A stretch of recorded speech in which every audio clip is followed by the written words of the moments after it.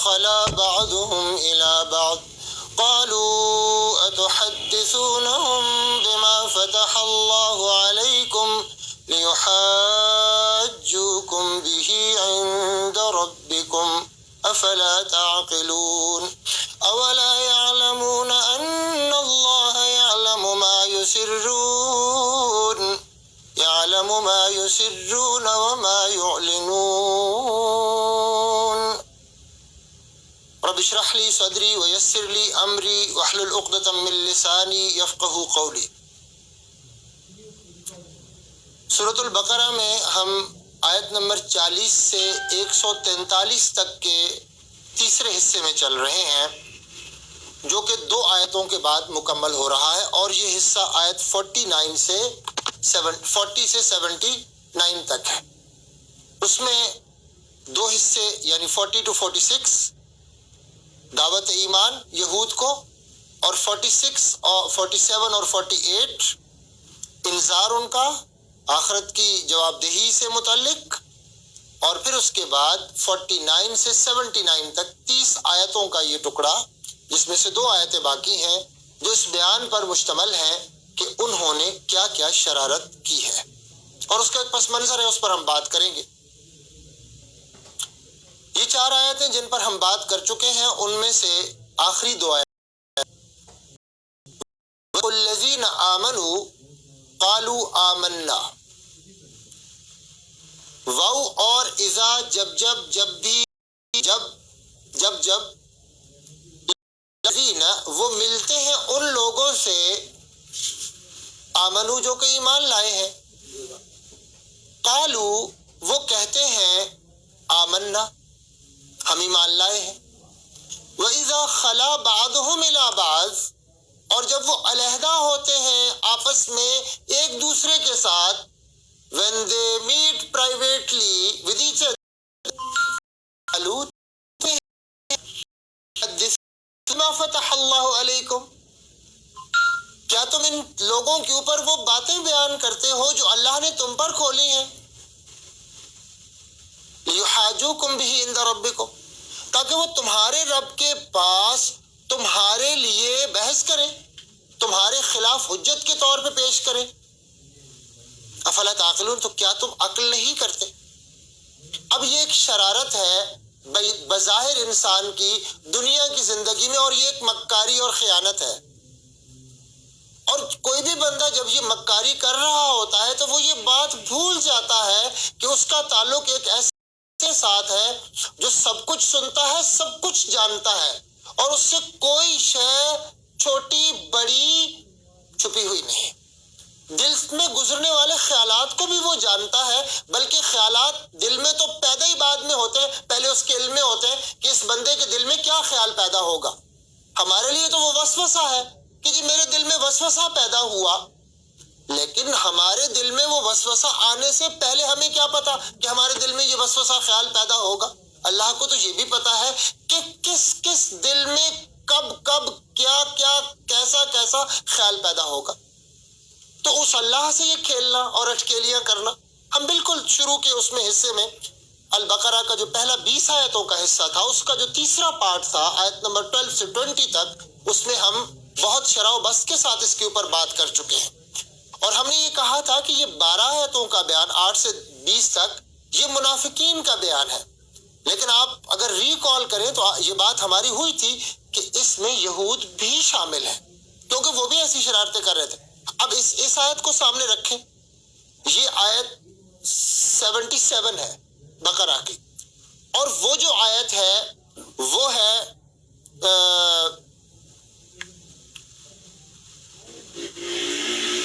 غالباً 10 ہے. ان دونوں کو اب سامنے رکھیں. اس میں کیا ہے؟ وَإِذَا لَقُوا الَّذِينَ آمَنُوا قَالُوا آمَنَّا وَإِذَا خَلَوْا إِلَى شَيَاطِينِهِمْ قَالُوا إِنَّا مَعَكُمْ إِنَّمَا نَحْنُ مُسْتَهْزِئُونَ اللَّهُ يَسْتَهْزِئُ بِهِمْ وَيَمُدُّهُمْ فِي طُغْيَانِهِمْ يَعْمَهُونَ. یہ 2 جملے، ان میں سے پہلا وَإِذَا لَقُوا الَّذِينَ آمَنُوا قَالُوا آمَنَّا، یہ ٹکڑا من وعن وہی ہے جو یہاں 77 میں دہرایا جا رہا ہے. سنیں، وَإِذَا لَقُوا الَّذِينَ آمَنُوا قَالُوا آمَنَّا، یہ دونوں کا. اب اس کا اگلا حصہ کیا ہے؟ وَإِذَا خَلَوْا إِلَىٰ شَيَاطِينِهِمْ قَالُوا إِنَّا مَعَكُمْ، اور اس کا کیا ٹکڑا ہے؟ وَإِذَا خَلَا بَعْضُهُمْ إِلَىٰ بَعْضٍ قَالُوا أَتُحَدِّثُونَهُمْ بِمَا فَتَحَ اللَّهُ عَلَيْكُمْ. وہاں ہے کہ جب ایمان والوں سے ملتے ہیں تو کہتے ہیں ہم بھی ایمان لائے.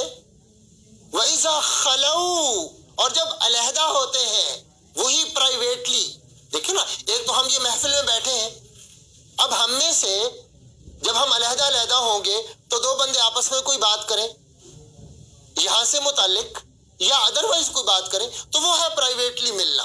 آپس میں جن کے ساتھ، ہر ایک کے ساتھ تو وہ تعلق نہیں ہوتا کہ دل کی راز کی بات کی جائے، تو کوئی ہوگا جس کے ساتھ کی جائے گی، کوئی نہیں ہو. تو جب وہ آپس میں جو آپس میں ایک جیسے ہیں، یعنی منافق تو منافق کا یار ہوگا، دین کا دشمن دین کے دشمن کا ہی یار ہوگا.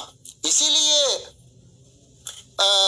آپ G20 میں یا G8 میں جو کانفرنسز وغیرہ ہوتی ہیں تو آپ دیکھتے ہیں ان کو. ابھی وہ اس کا دیکھا تھا طیب اردوغان کا، اس میں جس میں وہ بات یعنی ہو رہی ہے، یعنی فلسطین پہ وہ جو بات کر رہے ہیں تو ٹھیک ہے، جب یہ بات کرتے ہیں تو ان کے ہاتھ سے وہ نوٹس بھی لیے جاتے ہیں اور مائک بھی بند کیا جاتا ہے اور وہ توڑا جاتا ہے. اور جب وہ نہیں ہوں گے، یعنی ہمارے پیچھے کیا کیا باتیں مسلمانوں کے لیے کیا کیا سازشیں ہوتی ہیں، تصور نہیں کیا جا سکتا. اس لیے تو ہوتا ہے کہ وہ یعنی ایسے کہ اس سے مجھے ایگزیکٹ کے ساتھ کہ پہاڑ ہل جائے، یعنی ایسی مکاریاں وہ لے کر آتے ہیں، ایسی چالاکیاں وہ لے کے آتے ہیں. یہ جو بھی لفظ ہے میں اس کو دیکھ لوں گا اور ہم اس کو. تو جب وہ آپس میں ملتے ہیں، اب یہاں کیا کہا؟ وَإِذَا خَلَوْا إِلَىٰ شَيَاطِينِهِمْ، جب وہ اپنے شیطانوں کی طرف الگ ہوتے ہیں، مطلب جو انسانوں کے شیطان ہیں، یعنی ان کے جو سرغنے ہیں، یعنی جو اس مکاری اور سازش کا یعنی جو اس کو لیڈ کر رہا ہے، لیڈ تو اس کے لیے لفظ غلط ہے، یعنی جو اس کا مطلب سرغنہ وہی لفظ برے لوگوں کا جو تو اس کے لیے ظاہر ہے کہ لیڈ کا تو ترجمہ ہم رہنمائی کرتے ہیں نا، تو رہنمائی تو ہمیشہ سچائی کی ہوتی ہے، صدق کی طرف رہنمائی ہوتی ہے، امانت کی طرف رہنمائی ہوتی ہے، خیر کی طرف رہنمائی ہوتی ہے، جنت کی طرف رہنمائی ہوتی ہے، اللہ سے ملانے کے لیے رہنمائی ہوتی ہے، اللہ کے رسول کی فرمانبرداری کی رہنمائی ہوتی ہے، لوگوں کی خیر خواہی، بھلائی اور ان کے فائدے کے لیے جو کام کیا جاتا ہے اس کے لیے رہنمائی ہوتی ہے. تو برے کاموں کے لیے اگر کوئی لے کے کسی کو جاتا ہے تو وہ رہبری رہنمائی تو نہیں ہے، وہ تو تباہی ہے، مس لیڈنگ. بہترین لفظ ڈاکٹر صاحب نے یوز کیا. تو اب یہ ہے جب وہ اپنے شیطانوں کی طرف علیحدہ ہوتے ہیں، قالوا انا معکم، تو ان کو وہ کہتے ہیں ہم تمہارے ساتھ ہیں. یہ جو ہم ان کو کہہ رہے تھے کہ ہم ایمان لائے ہیں، تو کیا تھا؟ انما نحن مستہزئون، اور کوئی بات نہیں، بات صرف اور صرف یہ ہے کہ ہم مذاق کرتے ہیں، ان کے ساتھ ہم اٹکیلیاں کرتے ہیں. اور یہاں پر کیا ہے؟ وَإِذَا لَقُوا الَّذِينَ آمَنُوا قَالُوا آمَنَّا وَإِذَا خَلَا بَعْضُهُمْ إِلَىٰ بَعْضٍ قَالُوا أَتُحَدِّثُونَهُمْ بِمَا فَتَحَ اللَّهُ عَلَيْكُمْ لِيُحَاجُّوكُمْ بِهِ عِندَ رَبِّكُمْ. وہ ایک مکاری ہے، یہ ایک مکاری ہے. جب آپس میں ایک دوسرے کی طرف علیحدہ ہوتے ہیں تو کہتے ہیں کہ کیا تم ان کو وہ باتیں بتاتے ہو جو اللہ نے تم پر کھولی ہیں تاکہ وہ تمہارے خلاف تمہارے رب کے پاس اس کو حجت کے طور پر پیش کرے، دلیل کے طور پر پیش کرے. اب فَفَلَا تَعْقِلُونَ، تو کیا تم عقل نہیں کرتے؟ وہاں وہ کیا کہتے ہیں؟ انما نحن مستہزئون. ان کو اللہ کیا جواب دیتے ہیں؟ اللہ یستہزئ بہم، اللہ ان سے مذاق کرے گا. یعنی اس کے لیے ٹھٹھا کا لفظ اردو میں استعمال کیا، ان کا ٹھٹھا کیا جائے گا. وہ مسلمانوں کا ٹھٹھا کرتے ہیں، ان کا ٹھٹھا کیا جائے گا. اور یہ بات ہمیں یاد رہنی چاہیے.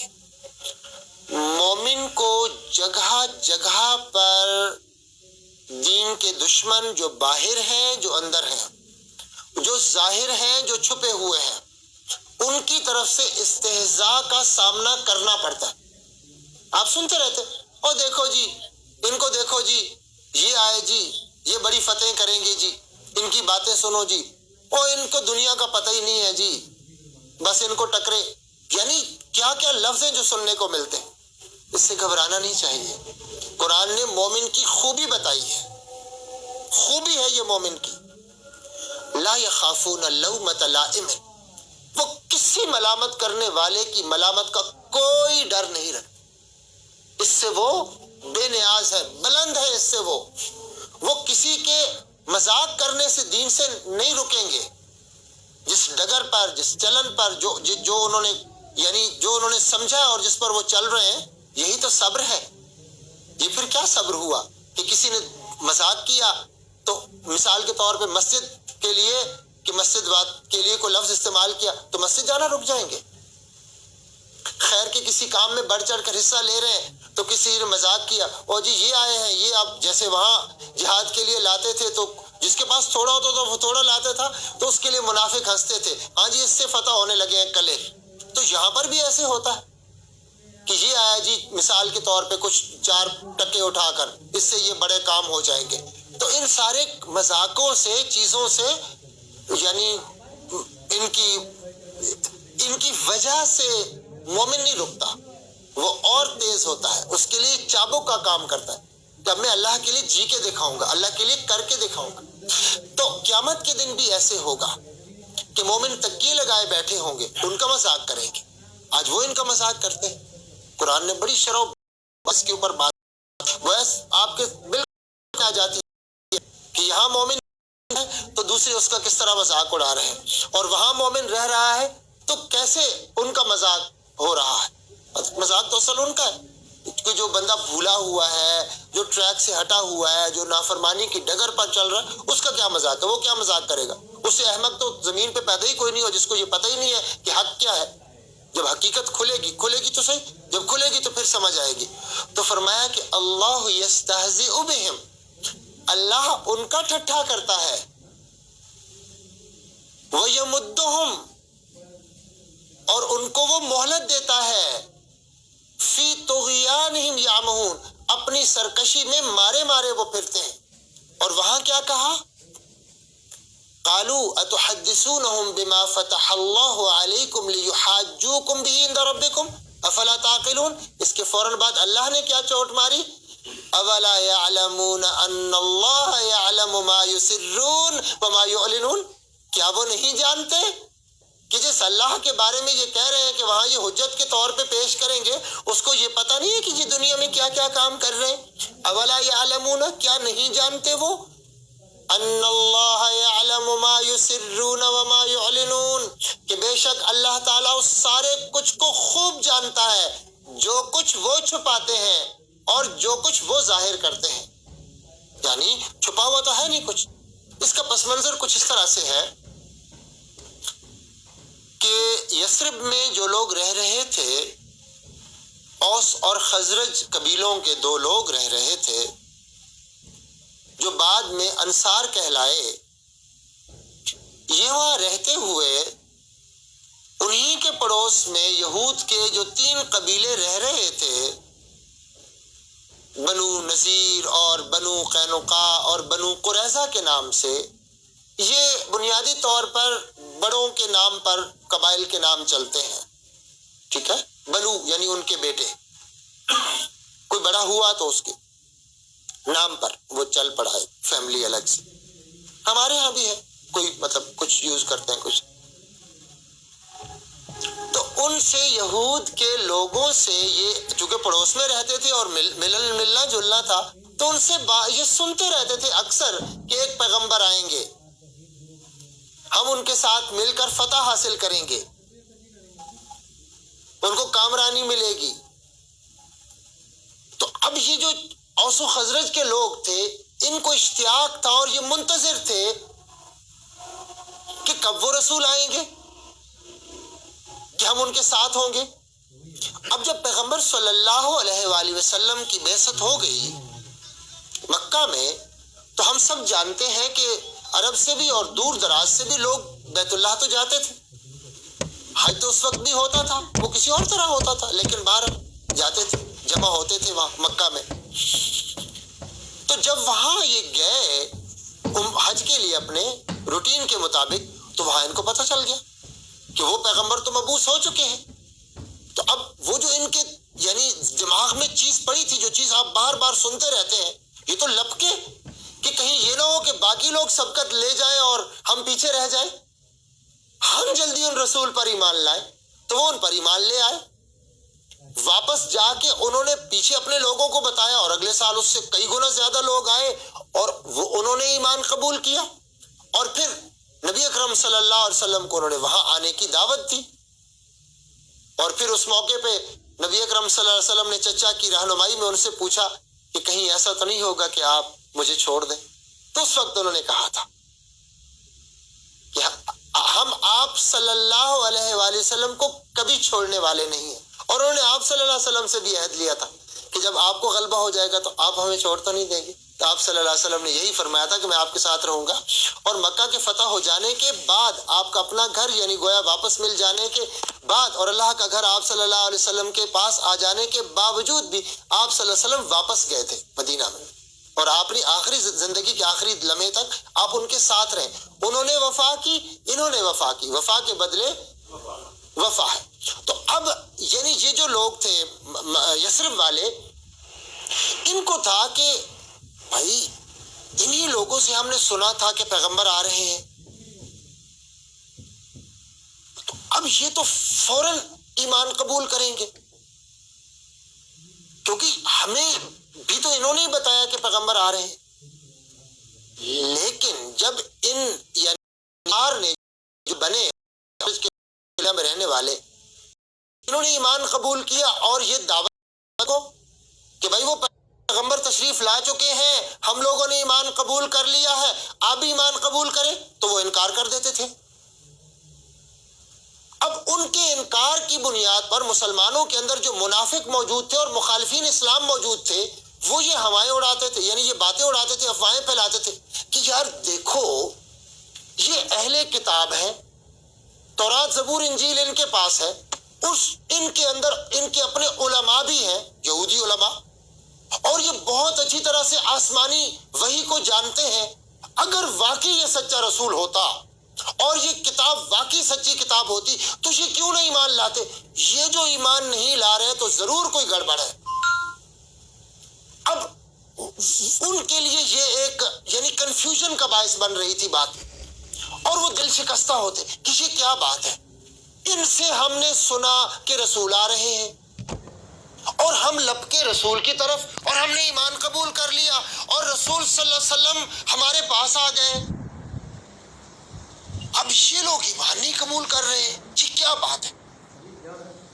ان کے دلوں کے اطمینان کے لیے رب العالمین نے ساری وحی نازل کی ہے. آپ نہ پریشان ہوں کہ ان کو سب کچھ پتا ہے کہ یہ رسول ہیں، انہوں نے آپ کو بتایا کہ ایسے رسول آئیں گے اور آپ ایمان لے آئے اور وہ ایمان نہیں لاتے، اور اب آپ کا دل ٹوٹ رہا ہے کہ یہ کیا بات ہے. یعنی آپ کے کنفیوژنز اور شکوک و شبہات لوگ پیدا کر رہے ہیں کہ اگر یہ سچے رسول ہوتے تو یہ جو اتنا اچھا کچھ جاننے والے، کتابیں آسمانی پڑھنے والے، یہ کیوں نہیں ایمان لاتے؟ اللہ نے ان کی تسلی کے لیے ان کی پوری تاریخ ہی وحی کر دی. ان کا یہ کرتوت دیکھو، یہ کرتوت دیکھو، یہ کرتوت دیکھو، یہ تو ہے ہی ایسے، یہ تو اپنے پیغمبروں کو قتل کرتے رہے ہیں. آپ کہتے ہیں کہ ایمان نہیں لاتے، آپ یہ خیال چھوڑ دیں کہ یہ ایمان لائیں گے. یہ بات نہیں ہے کہ ان کو پتہ نہیں ہے کہ یہ سچے رسول ہیں، ان سے بہتر جانتا، یہ ایسے جانتے جیسے اپنے یعنی اولادوں کو جانتے ہیں، اس طرح پیغمبر کو پہچانتے ہیں یہ. اور پھر بھی ایمان ان کے نہ لانے کی وجہ ان کی یہ سرشت ہے، ان کی گھٹی میں پڑی ہوئی ہے، یہ نافرمانی اور یہ مکاری اور یہ اللہ رب العالمین کی دشمنی ان کی گھٹی میں پڑی ہوئی. آپ دل شکستہ نہ ہو، انہوں نے ایمان نہیں لانا، اس لیے آپ کو ہم ان کے سارے کرتوت گنوائے دیتے ہیں، پورا یعنی آپ کے سامنے پورا ان کا ٹریک ریکارڈ رکھ دیتے ہیں تاکہ آپ کو پتہ ہو کہ یہ کیسے لوگ ہیں، پھر آپ ان سے کوئی امیدیں نہیں لگائیں گے. اسی لیے اس جیسے پچھلی آیت میں کہا افتطمعون ان یؤمنوا لکم، یہ انہی انصار کو کہا کہ یار آپ کیوں ایسے دل اپنا توڑ رہے ہو، اور ان کی جو شرارت ہے وہ بتائی کہ وہ کہتے ہیں یہودیوں میں سے ان بندوں کو جو مومنوں کو وحی کی یعنی تورات کی کوئی باتیں بتاتے، ان کو وہ کہتے ہیں عقل سے کام لو، ان کو وہ باتیں بتاتے ہو کہ تمہارے رب کے پاس یہ حجت کے طور پر ان کو پیش کریں گے۔ اللہ نے فرمایا اولا یعلمون ان اللہ یعلم ما یسرون وما یعلنون، کیا وہ نہیں جانتے کہ بے شک اللہ اس سارے کچھ کو جانتا ہے جو وہ ظاہر کرتے ہیں اور جس کو وہ چھپاتے ہیں۔ اس کے بعد دو آیتیں ہیں 78 اور 79۔ 78 میں یہودی عوام جو ان پڑھ ہے ان کی بات کی گئی ہے، اور 79 میں یہودی علماء کی بات کی گئی ہے۔ 79 پر ہمارا یہ حصہ جو پہلا یعنی ایک پارٹ ہے 47-43 تک یہ کمپلیٹ ہوگا۔ اللہ رب العالمین ہمیں قوموں کی تاریخ اور ان کے گناہ سن کر اپنے گناہوں کی طرف توجہ دینے کی توفیق عطا فرما دے، اور ان کی نافرمانیاں دیکھ کر خود نافرمانیوں سے بچنے کی توفیق عطا فرما دے، ان کے پیغمبروں کی دشمنی دیکھ کر خود کو پیغمبر صلی اللہ علیہ وسلم کی دین کے لیے، ان کے دین کے لیے، ان کی تعلیم کے لیے، قرآن کے لیے، اللہ رب العالمین کے دین کے لیے فدا ہونے، قربان ہونے اور اپنی زندگی اس کے لیے وقف کرنے کی توفیق دے دے، اور ہم سے یہ ساری نیکی رب العالمین قبول کر لے۔ باتیں ہم نے کی، جہاں جہاں جو غلطی مجھ سے ہو گئی میں عرش عظیم کے مالک سے معافی مانگتا ہوں کہ وہ مجھے معاف فرما دے، اور وہ باتیں جن کے ذریعے سے رب العالمین کی خوشنودی حاصل کی جا سکتی ہے ہم سب اللہ سے دعا کرتے ہیں وہ ہم سے راضی ہو جائیں، وہ ہم سے خوش ہو جائیں۔ السلام علیکم ورحمۃ اللہ وبرکاتہ۔